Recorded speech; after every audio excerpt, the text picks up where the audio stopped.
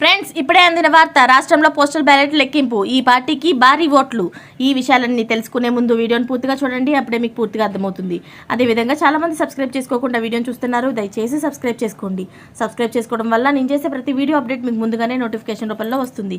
అదేవిధంగా లైక్ చేయడం మర్చిపోతున్నారు. దయచేసి లైక్ చేయండి. లైక్ చేయడం వల్ల ఇటువంటి ఇంపార్టెంట్ ఇన్ఫర్మేషన్ చాలామందికి రీచ్ చేసిన వాళ్ళు అవుతాం. ఇక లేట్ చేయకుండా వీడియోలోకి వెళ్ళిపోదాం. ఆంధ్రప్రదేశ్లో 5,39,189 పోస్టల్ బ్యాలెట్లు ఓట్లు పోలయ్యాయి. జూన్ 4వ తేదీన ఆయా జిల్లాల్లో ఎన్ని టేబుల్స్ వేసి లెక్కించాలనే అంశంపై ఎన్నికల సంఘం నిర్ణయం తీసుకుంది.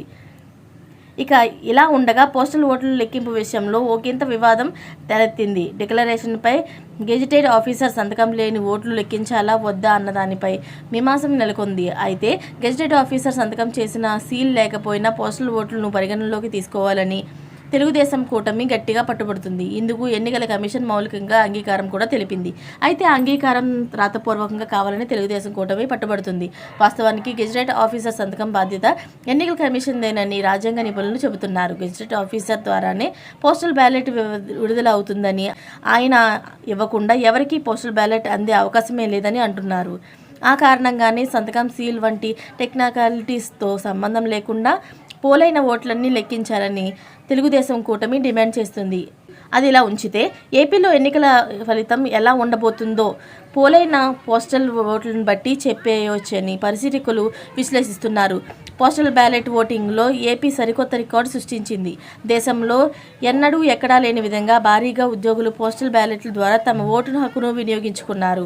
హోరాహోరీగా జరిగిన ఎన్నికల పోరులో నియోజకవర్గానికి సగటున 3,000కు పైగా పోలైన ఓట్లు అత్యధిక కీలకంగా కానున్నాయి.